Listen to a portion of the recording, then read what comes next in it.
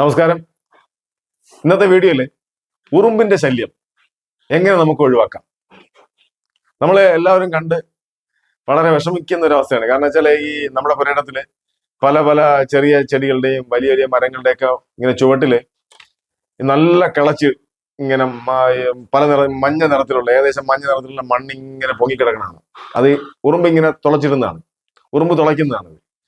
അപ്പൊ നമ്മൾ അതിന്റെ ചൂട്ടി പോയി ഇപ്പൊ റബ്ബർ ആണെങ്കിൽ റബ്ബറിന്റെ ചൂട്ടിൽ നിന്ന് പാലെടുക്കാനോ ഒന്നിനും കഴിയില്ല. അപ്പൊ ചെല്ലുമ്പോ തന്നെ ഈ കാലിലൊക്കെ ഇങ്ങനെ ഈ ഉറുമ്പ് കടിക്കുന്ന ഒരു അപ്പൊ അതിനെ ഒഴിവാക്കാൻ വേണ്ടിയുള്ള ഒരു പൊടിക്കൈയാണ് ഞാൻ ഇന്നത്തെ വീഡിയോയിൽ പറയാൻ പോണത്.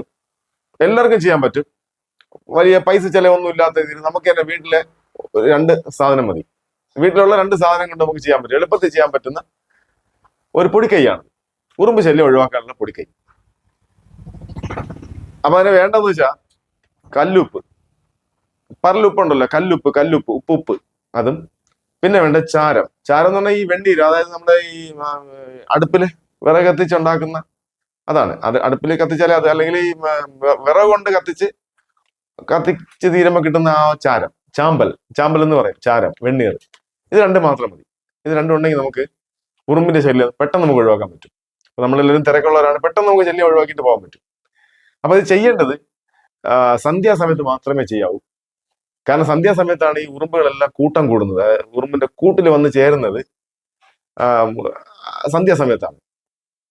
ഉറുമ്പുകളെല്ലാം തന്നെ നല്ല ജോലി ചെയ്യുന്നവരാണെന്നാണ് നമ്മൾ മുമ്പ് സ്കൂളുകളിൽ പഠിച്ചിട്ടുള്ളത്.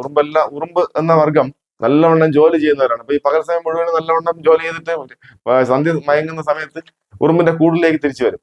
അപ്പൊ ആ സമയത്താണ് ഇവയെ നമുക്ക് ഒരുമിച്ച് കിട്ടുന്ന സമയത്താണ് ഇല്ലാതാക്കാൻ പറ്റിയൊരു നല്ല സമയം, സന്ധ്യാസമയം. അപ്പൊ ഈ പറയുന്ന കാര്യം സന്ധ്യാസമയത്തെ ദയവചെയ്ത് ചെയ്യാവൂ. അപ്പോൾ നമുക്ക് നല്ലൊരു ഫലം നമുക്ക് കിട്ടും. അപ്പൊ ആദ്യം ചെയ്യേണ്ടത് ഒരു ബക്കറ്റോ അല്ലെങ്കിൽ ഒരു ചെറിയ പഴയ പാത്രം എടുത്തിട്ട്, ഇപ്പൊ നമ്മൾ ആദ്യം നോക്കേണ്ടത് ഈ ഉറുമ്പ് എന്തുമാത്രം ഉണ്ട്. ആ മണ്ണ് നോക്കുമ്പോൾ കിളച്ചിട്ടിരിക്കുന്ന മണ്ണ് കാണുമ്പോൾ അറിയാം. ഒരുപാടുണ്ടെങ്കിൽ കൂടുതൽ ചാരം വേണ്ടി വരും. അപ്പൊ ചാരം എത്ര എടുക്കുന്നു അതിന്റെ ഒരു പകുതിയോ അതിന്റെ അല്പം കൂടെ താഴ്ന്നു മതി കല്ലുപ്പ്. ഒരു 1/2 കിലോ കല്ലുപ്പ് എടുക്കുകയാണെങ്കിൽ 1-1.25 കിലോ ചാരം നമുക്ക് എടുക്കാം. ആ രീതിക്ക് ആദ്യം എടുക്കുന്ന കല്ലുപ്പാണെങ്കിൽ ആദ്യം നമ്മൾ കല്ലുപ്പ് എടുക്കുന്നു. കല്ലുപ്പിൽ കുറച്ച് വെള്ളം ഇങ്ങനെ ഒഴിച്ച് നല്ലവണ്ണം ഇളക്കണം. അപ്പൊ അത് അലിയുന്നത് വരെ ഇളക്കണം.